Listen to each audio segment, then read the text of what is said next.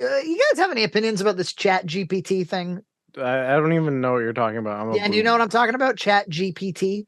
No, I share EJ's opinion that I don't know what you're All right, talking about. let me. So it's a new now as far as who made it, ChatGPT.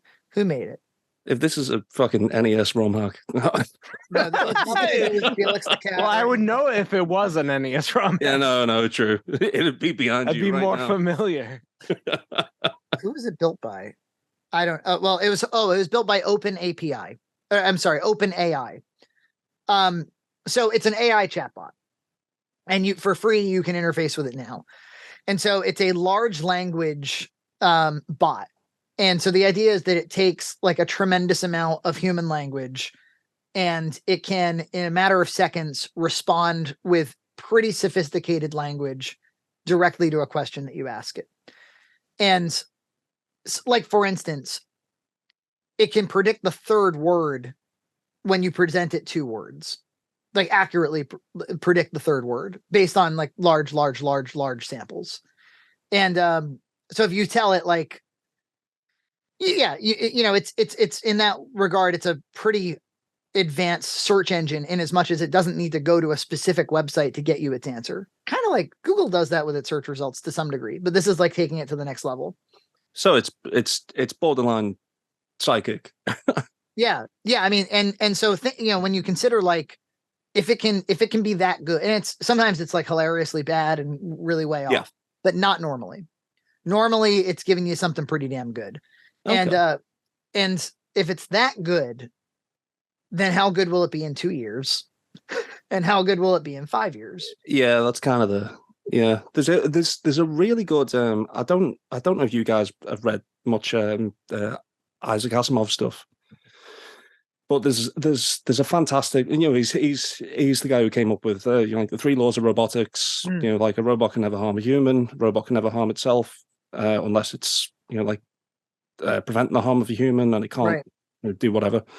But yeah, no, there's a fantastic story, and it's like there's this robot that gets produced, but by fluke, it's psychic. So it's reading everyone's minds, but it's not telling them what it reads accurately because it's trying to like protect everyone's feelings because it can't hurt humans. So it's like, you know, if someone, you know, in the workplace has a crush on such and such, they're like, you know, they really like you, and you know, things like that. Well, it just snowballs like that and blows up. One of the first things I asked it was like, do you consider the development of AI to be concerning or something? I asked it like as nuanced a question as I could about the nature of itself. And it was like, I'm a bot and I don't have any opinions. However, I do know that AI development needs to be done ethically and with great consideration, is what it spit back out. And it did that in seconds. Like it goes like ... for like a second, and it spits right back at you. There's something kind of unnerving about that. Well, yeah. So it's one thing to get back a coherent answer based on predictive language. The question is, when can you ask it questions that it provides solutions to that nobody else has ever provided a solution for? Well, yeah. I mean, my first question would be like, what's the like for now purpose of it? Like, have they just made it to see if they can, or is it like, what's the point? Yeah, is it to like cheat on essays or something? Like, you can just like ask it, hey, make me an essay on Christopher Columbus. Theoretically, you'd be like, you can't feed the Google search engine a test and have it spit back out all the answers of the test in one go. This thing could with open answers, right? I suppose it wouldn't work with like essays and stuff because it's like an AI wouldn't be able to form an opinion. You know, well, no, that's a great question. I would say that where it is now is pretty close to like a humanities faculty member. Like, well, hang on a minute. You know, that's not a high bar.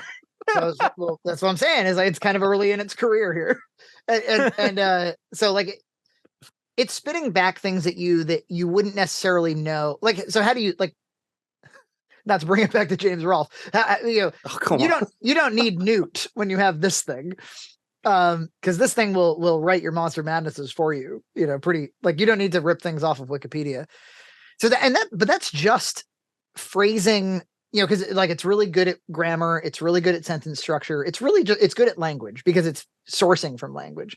But yeah, what about when it sources from real information and can process real information? Where I'm going with it is, I was talking to Nina the other day, and we were talking about worry. Like you ever worried about shit? And I'm like, I don't really. I go through spikes of worry, where I'm like worried about something that's going on at work or something. But I was like, generally, I'm not walking around all day like worried about shit. And she was like, I am. And I was like, what are you so worried? And she's like, I'm worried about my kid. I'm worried about finances. I'm worried about politics. I'm worried about the environment. Like, she's worried about. I'm like, you're like worried about everything. She's like, yeah, I'm worried about everything. And I was like, wow. And I said, I'm not. And then I go, no, I'm worried about one thing. And I said, I'm worried about AI. And I mean it. Because the fact of the matter is, it's not going to take long before it's very, very hard to compete with it. Like, because once it starts getting good, it's going to get really good. I don't know about you. Sorry, go on. No, go. No, the thing that I really enjoyed about that was like the contrast between like, oh yeah, like I'm worried about the bills, the house, the kids. It's like, well, I'm worried about the Terminator. I'm worried about Skynet, bitches. I'm worried about the Terminator. No, it's true. I'm not worried about them destroying us or anything. I'm worried about it very rapidly upending market economies, because that's what it's going to do. You won't be able to, I think it's hard for us to imagine that like there'll be very few jobs. I think eventually it'll become kind of passé to get a job, or it'll be optional at the very least. It's going to do contract review in probably 10 years, like really reliable. So much so that you might even like be like, why don't we just have it write the contract? Like, why are we reviewing the contract? Like, why don't we just both feed it our interests and see what it does? So you two gentlemen, I'm sure, are on YouTube. I get recommended like Star Wars is a dark fantasy film. Do you get those videos where it's like AI generated images? I mean, the last time I looked on YouTube, I got recommended your ribs video again. well, good. So the system works. How many times can I watch it, EJ? It would be it's these videos, and it's about like AI generated images, like Guardians of the Galaxy as it's always a dark fantasy. I don't know why it's a dark 80s. Oh yeah, I've been getting that lately too. Yeah, you get it too. I've been getting in my I never click on it, but I see the thumbnail, and it does look like a dark 80s fantasy. But it's a bunch of different things. It's the same kind of video, but it's recommended all the time. And and some of those images do look stunning. I'm like, oh, an AI generated that? Okay, well, that's actually even more interesting than what a human would make. Like, it's just every year it's doing something new. And yeah, I just think that so eventually it's going to run a whole lot of things. It already does. I mean, like the idea that we're going to build technology that we're in control of is obviously horseshit. I mean, we're not in control of our current. This morning they grounded every goddamn plane in the country because of software failure. Technology has gotten way away from us. No, there's the thing that's kind of interesting to consider about that as well is like, if it's so if it's like, presumably it's like scanning everything, taking everything in, making something out of it, and like regurgitating that. But then if it starts regurgitating its own stuff back, it's like it would grow then into something, wouldn't it? Like, it wouldn't be, I don't know. Yeah, especially with all these the art AI things, what it's doing is it's looking at a bunch of people's art from like DeviantArt or whatever, and it's learning. That's exactly what I'm learning some things, and you could say it's stealing other people's art. I don't really know exactly how the AI works, but it is generating stuff off of other people's stuff. Right. Yeah. So what happens when enough of its own stuff is out there? It just starts thinking off that. Is that copying anything anymore, or? Well, what is that then?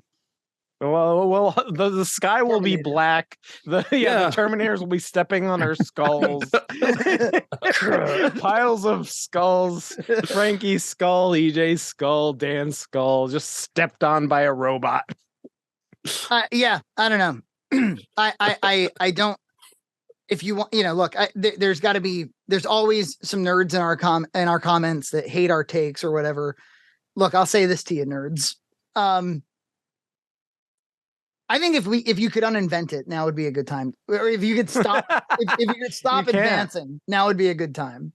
You can't though, so you gotta adapt. You gotta incorporate it into your body. Where does it bloody end? It doesn't end. It's happening, and it's gonna happen. All right then. Oh well, that's fine. All right. Well, so moving on from the dark future. The future, dark and desolate place. We're the future, Charles, not them. They no longer matter. Subscribe to Red Cow Entertainment on Patreon for full episodes every other week.